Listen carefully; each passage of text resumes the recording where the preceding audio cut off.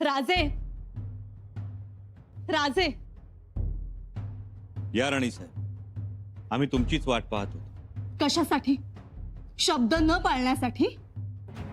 म्हणजे तुम्ही आमचं वचन मोडलत.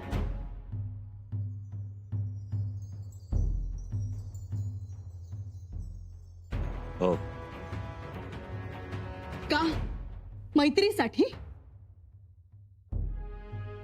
नाही. कविराज आहेत म्हणून? नाही. माँ चंडीचे भक्त आहेत म्हणून? मुळीच नाही. मग वचन का मोडलत आमचं? का कविराजांना शिक्षा दिली नाहीत? न्यायासाठी राणी साहेब, केवळ न्यायासाठी. न्याय? याला न्याय म्हणायचं? कविराजांचा गुन्हा सिद्ध झालाय आणि त्यांनी तो स्वतः कबूलही केलाय, तरी देखील आपण त्यांना शिक्षा दिली नाहीत. राजे, आपण शब्दाला जागला नाहीत. तुम्ही त्यांना माफ केलं. खरं तर आपण त्यांना मोठी शिक्षा द्यायला पाहिजे होती. राजे, अजूनही वेळ गेलेली नाही. राणी साहेब, अशानं स्वराज्याचा धाक कमी होईल. उद्या कोणीही उठसूट उठेल आणि असे गुन्हे करतील. म्हणून म्हणतो आहोत राजे, पकडा त्यांना, काळ कोठडीत रवाना करा, पाठवा सैनिकांनी धरून आणा त्यांना.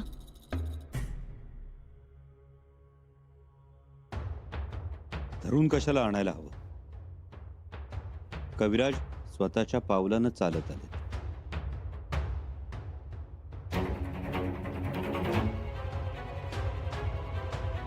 पकडा राजे त्यांना. हे गुन्हेगार आहेत, मारेकरी आहेत. हे त्यांनी तुमच्या जेवणात विष घातलंय. ज्या घरात राहिले त्याच घराचे वासे मोजू लागलेत हे. राजे, अजूनही न्याय करा. जरूर जरूर न्याय करू आम्ही यांचा.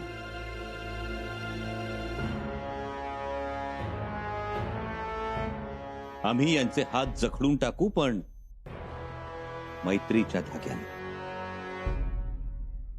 पायात बेड्या टाकू, पण निस्वार्थीपणाच्या.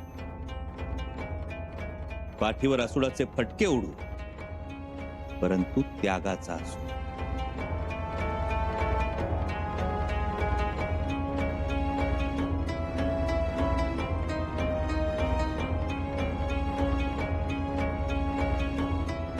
कमाल, कविराज, कमाल वाटते आम्हाला तुमची. दरबारात तुमच्यावर एवढे आरोप झाले, तुमचा गुन्हा सिद्ध झाला, तरी तुम्ही शब्दानं प्रतिकार केला नाही. का प्रतिकार केला नाही? माहित नाही. नाही करावंसं वाटलं. भीती नाही वाटली? मित्राची भीती का म्हणून? कविराज, तुमच्यावरचा गुन्हा दरबारात सिद्ध झाल्यानंतर, तुम्ही आम्हाला विष घातलं हे पुराव्यानिशी दाखवून दिल्यानंतर, हे खोटं आहे, आम्ही हे केलं नाही, असं नाही म्हणावंसं वाटलं? तसं म्हणायची वेळ आली असती तर ती आमची हार ठरली असती. म्हणजे आणि साहेब, आम्ही आटापिटा करून सांगितलं असतं की आम्ही विषप्रयोग नाही केला. टाहो फोडून सांगितलं असतं की आम्ही घातपात नाही केला, तर खऱ्या अर्थानं आमच्या जीवनातलं ते फार मोठं अपयश ठरलं असतं. कविराज, माझ्यावर विश्वास ठेवा असं म्हणायची वेळ येते, याचा अर्थ त्या विश्वासाला तडा गेलेला असतो.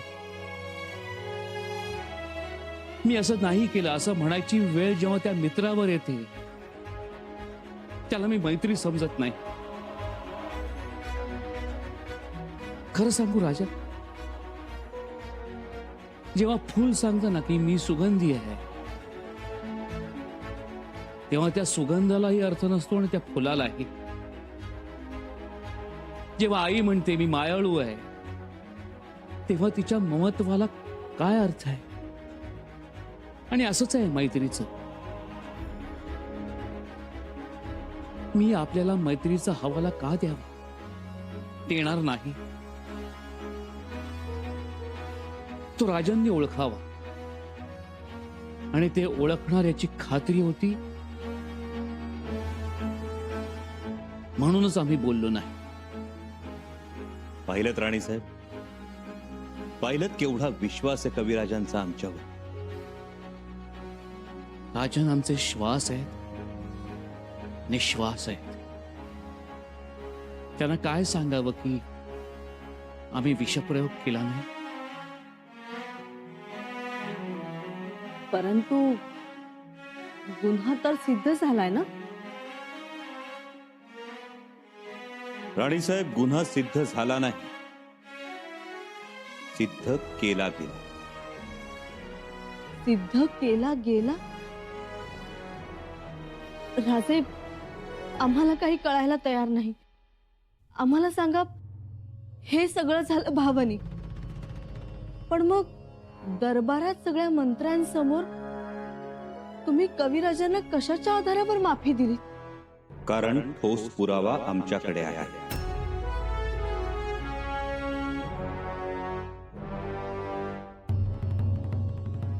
हा अर्धवट जळालेला खलिता, या खलित्याला कस्तुरीचा सुगंध येतो. परंतु हा कस्तुरीचा सुगंध कविराजही या खलित्याला लावू शकतात.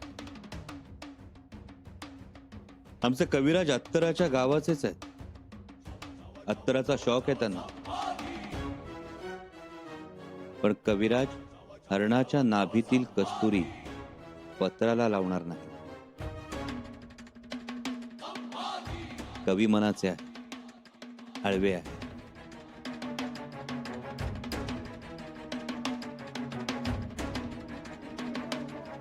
खरंच हो.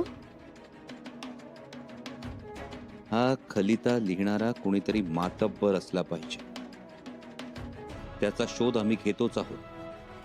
तुर्तास आम्ही निवाडा थांबवलाय, तो खऱ्या सूत्रधाराला गाफील ठेवण्यासाठी. कदाचित सूत्रधाराला गाफील ठेवण्यासाठी शंभूराजांनी चाल तर खेळली नाही ना.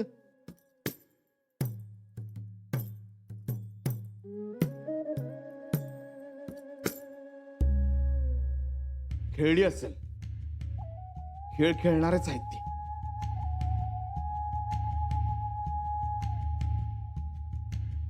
खेळ तोही बुद्धिबळाचा. त्यात शेकडो चाली. अहो, त्यातलीच एखादी चाल खेळली नसतील कशावरून?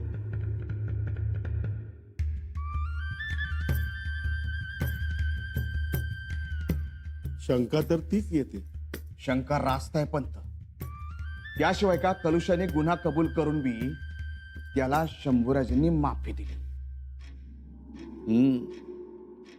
स्वराज्याच्या इतिहासात पहिल्यांदाच घडले असं. मोठी नवलाईची गोष्ट आहे. एक माणूस गुन्हा कबूल करतो या आणि राजा त्याला माफी देत्यात. शंभूराजांच्या जागी जर महाराज असत तर त्या कलुषाचं टोचकच मारलं असतं. खात्रीने हेही डोकं मारणारेच आहेत, शिस्तप्रिय आहेत.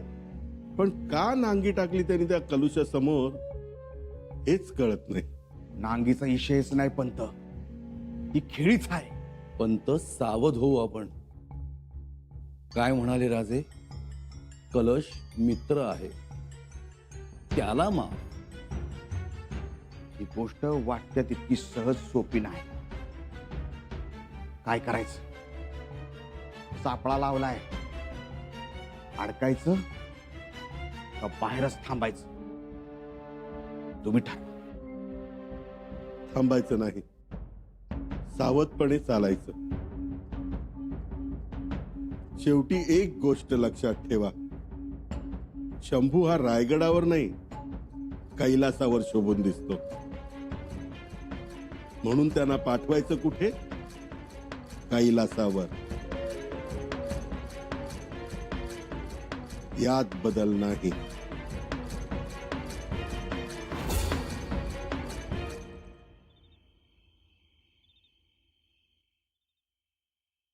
कविराज, आम्ही तुमच्यावर एक महत्वाची जबाबदारी सोपवणार आहोत. जी राजन, आम्ही तयार आहोत. कविराज, हेच विशेष वाटतं आम्हाला. काम काय आहे हे जाणून न घेता जबाबदारीसाठी हो म्हणता. रस्ता कसा आहे हे न पाहता चालायला तयार होता. मग त्या रस्त्यात दगड आहेत, काटेकुटे आहेत, खाई आहे, श्वापद आहेत, काही काही बघत नाही तुम्ही. राजन, तुम्ही आमच्या बरोबर असताना विचार करायचा तो कशाचा आणि का म्हणून. काटे तर काटे, दगड तर दगड. सांगा काय करायचंय. कविराज, गडावरच्या मंत्र्यांना आणि कारभाऱ्यांना आमचा आदेश द्या. गेल्या महिनाभरात रयतेच्या हिताची जी जी कामं त्यांनी केली असतील त्यांचा अहवाल आम्हाला सादर करावा किंवा सरकारात जमा करावा, तोही लिखित स्वरूपात. राजन, लिखित स्वरूपात का म्हणून. लिखित स्वरूपात का म्हणू, तुम्ही घ्या तर खरं, मग सांगू. मंत्र्यांनी विचारलं तर काय सांगू. त्यांना सांगा बरेच दिवस आम्ही गडावर नाही, त्यामुळे आमच्या गैरहजेरीत मंत्र्यांनी काय काय कामं केली हे समजणं आम्हाला सोपंच आहे. त्याचबरोबर आमच्या मंत्री आणि कारभाऱ्यांच्या कार्यक्षमतेचा लेखाजोखा आमच्याकडे राहील. जी, योग्यच आहे ते. मी माझ्यापासून सुरुवात करतो. मीही तुम्हाला लिखित स्वरूपात आढावा देतो. नको कविराज, तुम्ही नका देऊ आढावा. सर्वांना नियम सारखेच. पण काल कुठे नियमाप्रमाणे वागलात तुम्ही. तुमच्यावर आरोप झाले आणि न केलेल्या गुन्ह्याची कबुली दिली तुम्ही. दिलीत ना. कबुली दिली, पण तुमच्यावर आमचा विश्वास आहे म्हणून. कविराज, जसा तुमचा आमच्यावर विश्वास आहे तसाच आमचाही तुमच्यावर विश्वास आहेच की. म्हणूनच नका देऊ आढावा. परंतु का. कारण तो आम्ही तसाही वाचू शकतो, शब्दाशिवाय, अक्षराशिवाय. राजन, कविराज, तुम्हाला जे काही सांगायचं आहे ते तुमचे डोळे बोलतात. आणि खऱ्या मैत्रीत दोन अंतःकरणच बोलत असतात, नाही का. या. जी.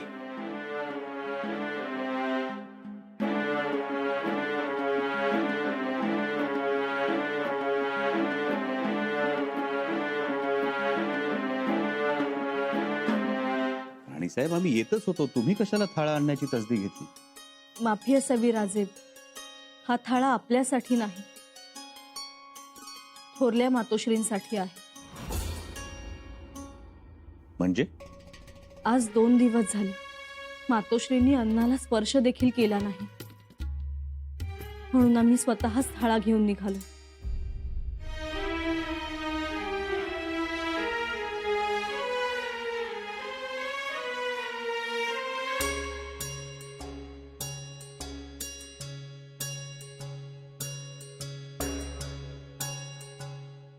सोयरा मातोश्रींनी 2 दिवस थाळा घेतला नाही ही गोष्ट तुम्ही आम्हाला आधी का नाही सांगितली. पहिल्यांदा आम्हालाही समजलं नाही. पाठवलेला थाळा मातोश्री महालात तसाच ठेवून घेत. परंतु त्यांच्या सेवक वर्गाने जेव्हा ही गोष्ट आमच्या कानावर घातली तेव्हा आम्हाला समजलं. का थाळा घेतला नसेल मातोश्रींनी. आता ते तुम्हीच विचारा त्यांना आणि 2 घास खायलाही सांगा. तुमचं ऐकतील त्या.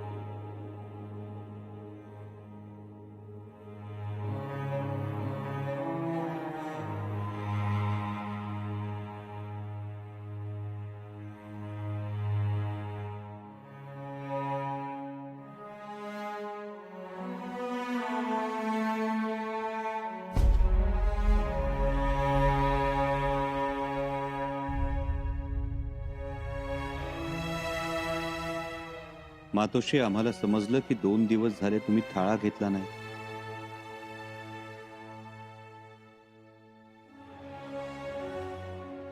कोणी सांगितलं. माफी असावी मातोश्री. आम्ही सांगितलं राजांना. म्हणून तुम्ही आला? का आला?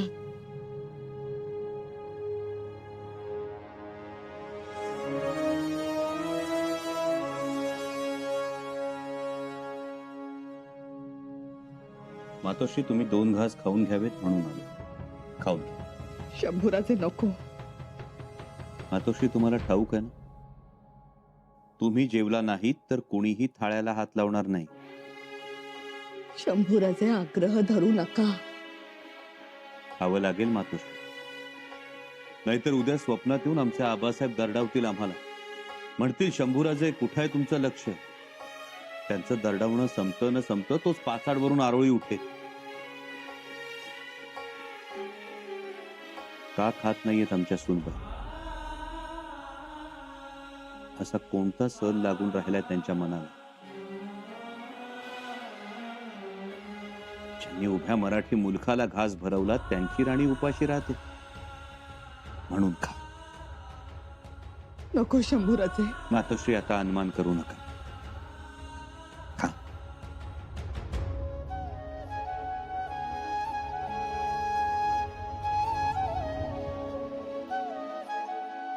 आम्हाला काळजी वाटते हो. श्रीराव, कसली काळजी करताय? अजिबात काळजी करू नका. आणि आम्ही वचन देतो तुम्हाला, आम्हाला तर काही होणार नाहीच, परंतु आम्ही आमच्या बाळराजांना सुद्धा कधीच काही होऊ देणार नाही. आमच्या पाठकुळी ते कायम आबदार राहतील. मातोश्री, या स्वराज्यावर जेवढा अधिकार आमचा आहे तेवढाच तो आमच्या बाळराजांचा आहे असेल.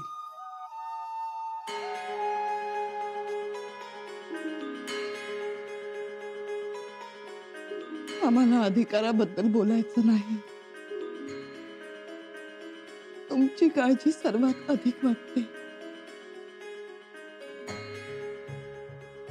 मी स्वतःला जपा.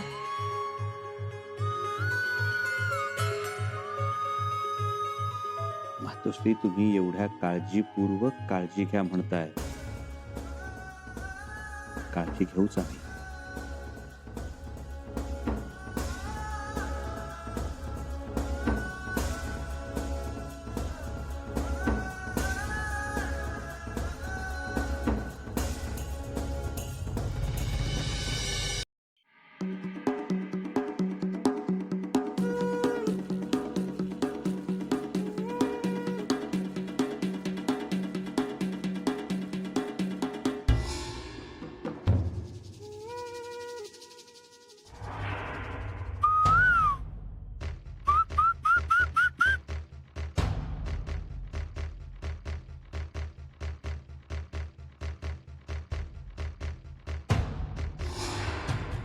उशीर केला रावजी नाना. अहो, उशीर तर होणारच ना. आता सगळ्यांची नजर चुकवून द्यायचं म्हणजे काय पंत? काही नाही, माझं तर नुसतं डोकं पण त्या कलुशाला माफ. ऐकलं का? पण आपण केलेली समधी कामं बिनबोबाट झालीत ना. हो, पण ताकास दूर नाही कोणाच्या. ज्यांच्याबद्दल खात्री नव्हती, ते कमजोर होते, तेही कोणी राहिले नाहीत. म्हणजे बघा ना, आपण सूर्याजी आणि बापूजीला पाठवलं. त्यांनी पन्हाळगडावर शिरकाव केला. घोड्याची नाल काढली, कुसुंबा पाजला, महालात जाऊन हल्ला केला. यातही दोघांशिवाय तिसरा माणूस नव्हता. काम चोख करत होते. पण शंभूराजांचं तकदीर मोठं होतं. माशातनं विष घातलं, पण तिथं मी दैवानं साथ दिली. पकडले गेले दोघे, पण तोंड उघडलं नाही. शेवटी आपली नावं न सांगता देवा घरी गेले बिचारे. यांना देवाघरी पाठवणारा मी देवाघरी गेला. पण तोही देवा घरी गेला. परसूची देखरेख चांगली होती, पण आपला सहभाग होता याची वाच्यता कुठेही नाही. का घाबरलोय आपण? राव, तपास बहिर्जी नायकांकडे सोपवलाय. नायकांकडे? हो, आणि ते बहिर्जी आहेत. पन्हाळगडावर झाल्या घटनेचा माग काढणार. काहीतरी हालचाल ही करायलाच पाहिजे. सावध रहा.